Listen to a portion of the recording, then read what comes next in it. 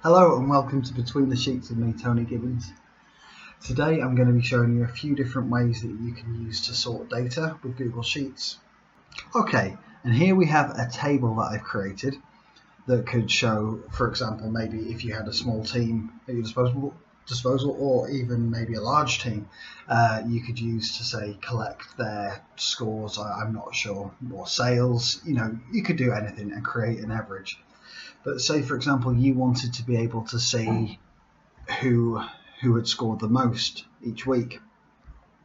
Now, one of the functions that I will show you now is one called sort. Now, sort is an excellent one for doing just that.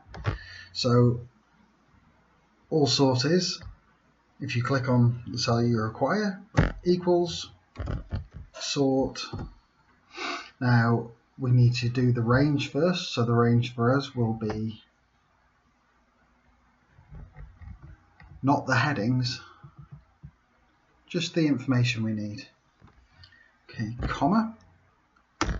Then we choose the number of the column we want to sort. So for this one, I want to be using the numbers. For this one, I want to be using the totals. So that one is 1, 2, 3, 4, 5, 6, 7. Okay, 7. And then the last part of this, the last part of this is whether it's going to be ascending or descending. So for that, I'll put false, close brackets, and enter. And then what that does is takes all that information and puts it in order for us, starting from that one. Starting from the total, so the highest total on the top going downwards. You can also change it to, for example, if you wanted it in name order, alphabetically, or sorry, anti-alphabetically, for the first name, or 2 if you wanted it done in the surname order. Now, if you might potentially not want any of this information here, which was the weeks, and just want the first name and the totals. If that's the case, we would highlight the columns that we don't want, right click, and scroll down to hide columns. And that way we've got a nice little area here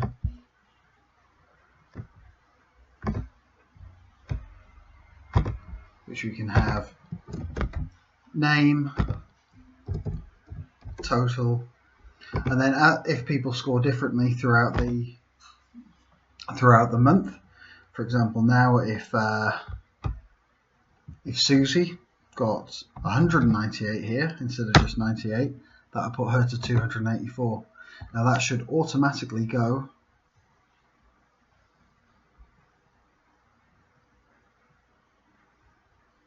there. It should automatically go there if somebody had updated returned this back to number 7. Okay, there we go. So Susie automatically there, revert that back down to something smaller, and now she's at the bottom. So that's the great thing about the sort function. Another way of doing it, which is not automatic, is to highlight the titles, go over to data at the top, click, and then click filter. So with filter, what that then does is brings up little arrows on each one, so you can organize it that way. So for example, if I wanted to change the names, click the down arrow, click A to Z, and that's now in alphabetical order.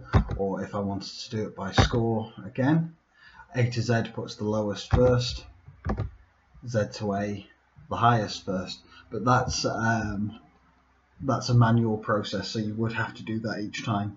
The positive of doing it like this is that it's automatic, and if you did want to, you could create an extra sheet maybe call it dashboard,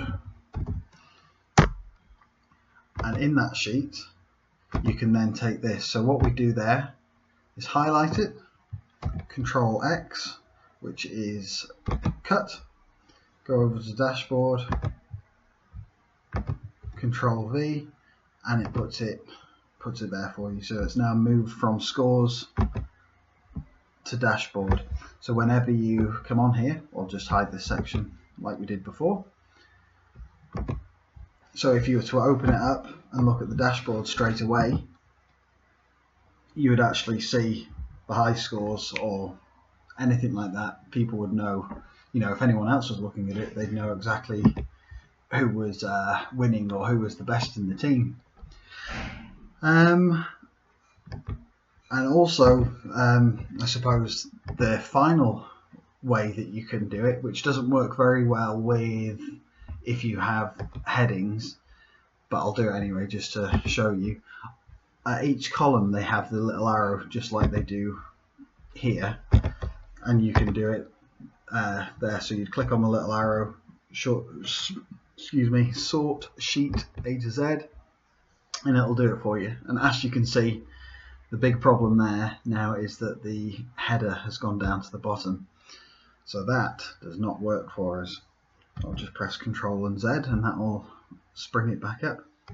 One thing I will quickly trial out now though, if we click on View, Freeze one row, what that does is freezes the top row for us, so if we were to scroll you'd always be able to see the header. And what I'm wondering is if I click that now and try and organize it,